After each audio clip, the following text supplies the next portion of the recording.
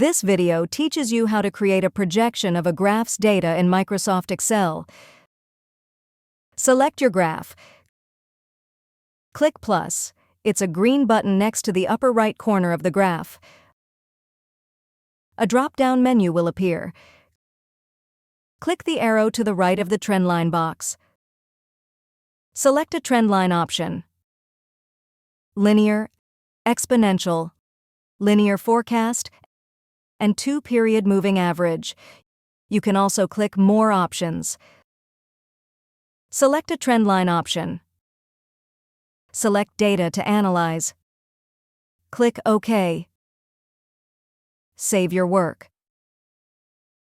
If you found this video helpful, please click the like button and subscribe to our channel for even more helpful tutorials.